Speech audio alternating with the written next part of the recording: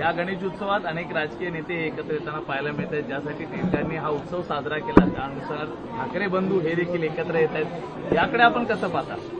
बघा, सणासुदीला सगळे लोक आपापल्या आपतेष्टांच्या घरी, नातेवाईकांच्या घरी जे आहे ते जात असतात. चांगलं आहे, या निमित्ताने का होईना कोण ना कोणतरी कोणाच्या तरी घरी जात आहे. पण युतीची चर्चा ही देखील रंगताना पाहायला मिळते. या एकूणच आता बघा, कोण कोणाशी युती करेल त्याच्यावरती मी बोलू शकत नाही. कोण कोणाशी युती करणार तुम्हाला त्याला विचारावं लागेल.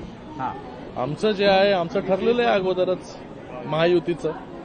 राहुल गांधीनंतर दोन्ही ठाकरे बंधूंनी मतचोरीच्या आरोपांवरनं एकूणच विरोधकांकडनं रांगवलं जातं. बघा, आता राहुल गांधींना बिहार इलेक्शन जे आहे हे हारणार आहे हे समोर दिसतंय.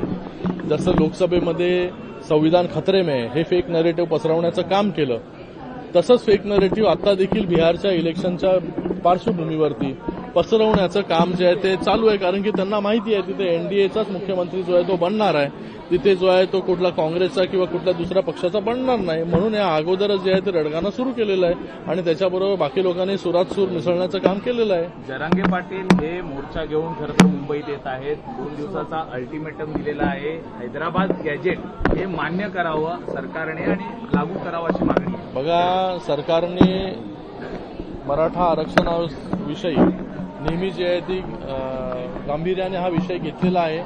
शिंदेसाहेब जेव्हा मुख्यमंत्री होते तेव्हा देखील विविध विषय जे आहेत हे शिंदेसाहेबांनी मार्गे, या सरकारने मार्गे लावलेले आहेत आणि जे काही विषय राहिलेले असतील ते येणाऱ्या काळामध्ये मार्गे लागतील. तर विजन डॉक्युमेंटरी संदर्भात आज खरं तर 2 बैठका पाहायला मिळाल्या. मुख्यमंत्र्यांनी वेगळी बैठक घेतली, उपमुख्यमंत्री आणि आपल्या पक्षाचे मुख्य नेत्यांनी वेगळी बैठक घेतली.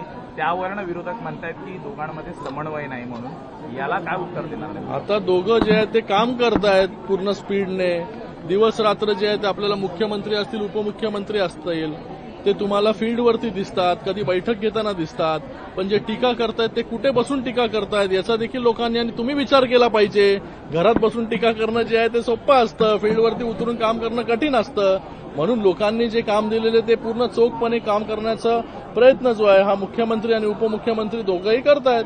सर, महायुतीमध्ये आता धारावी पुनर्विकास प्रकल्पावरनं आदित्य ठाकरे का धारावीत फिरत होते आणि तिथल्या नागरिकांना ते आवाहन करत होते की हा प्रोजेक्ट जो आहे त्यातले अडथळे हे करता हे सरकार निर्माण करते कोणाच्या तरी घशात काही एकर जमीन टाकण्यासाठी. यांना सगळ्यांना लाज वाटली पाहिजे की जेव्हा महानगरपालिकेवरती इतके वर्ष सत्ता होती तेव्हा 25 वर्ष सत्तेमध्ये हा मराठी माणूस हा कुठे गेला? मराठी माणसाला कधी तुम्ही न्याय दिला? आज मराठी माणूस जो आहे तो ट्रान्झिट कॅम्पमध्ये 14 15 वर्ष राहतोय. 2 पिढ्या ज्या आहेत तिथे त्या 10 बाय 10च्या खोलीमध्ये घालवले आणि आजही ते लोक अपेक्षा करतायत की कधी आम्हाला घर मिळेल.